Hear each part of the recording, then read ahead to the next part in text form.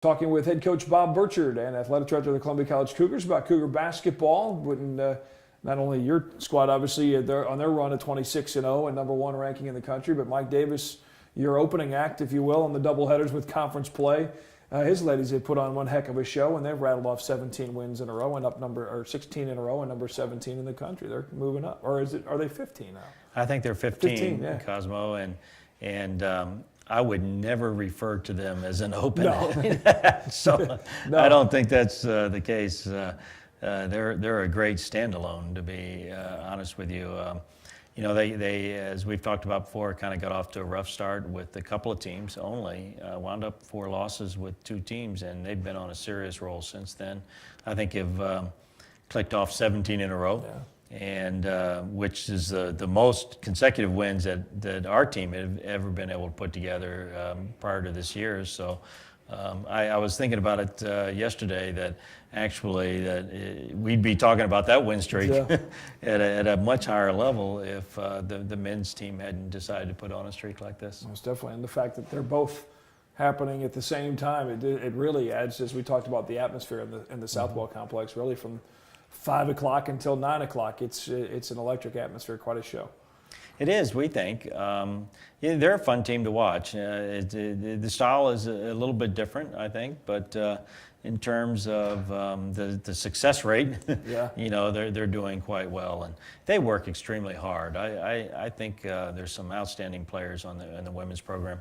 Since we're so connected to our facility, we get to watch each other work quite a bit.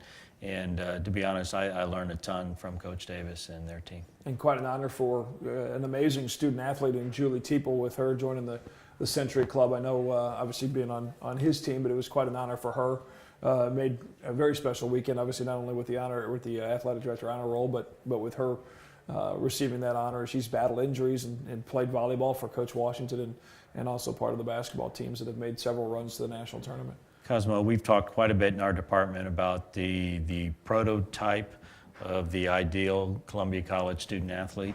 I think Julie fits that prototype. She is one of our highest level students. She is a dedicated student athlete who has persevered through, as you talked about, injuries, and actually was a 2-sport star for us at one point in her career. Has been very selfless in service. Which we think is an important part of the experience here with her work with the Red Cross, and is now into her master's work. Yeah. And so, I mean, if you want to talk about who we consider, the type of student athlete you would like to recruit to Columbia College, you could just say, well, look at Julie Teeple. We'll take some more of those. Yep, a lot of special court time for number 40 on Mike Davis's women's side. We mentioned Chantel Stansel is a newcomer. We talked about him, I remember, in the summer because his stepfather, correct, was a player for you years ago. And we were talking about some of the point guard who was going to pick up at the point with the graduation of Anike Medeiros, and he has really blossomed as one of your surprise stars at that point guard position. Where does the nickname Pep come from? Well, I've been told things. You don't know exactly if I'm getting the right information, but his biological father was a boxer, is what I was told, and that was his nickname.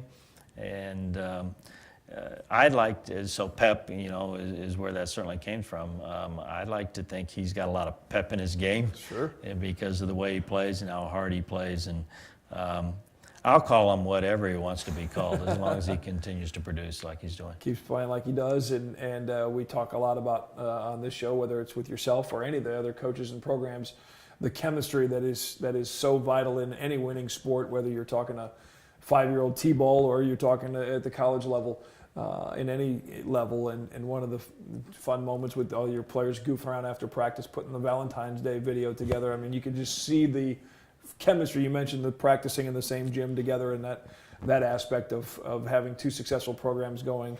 You could really see a lot of that in how much fun they were having, just kind of goofing around, not thinking about class, not thinking about all the missed layup drills that they have to do now, but they're just having a good time and having fun.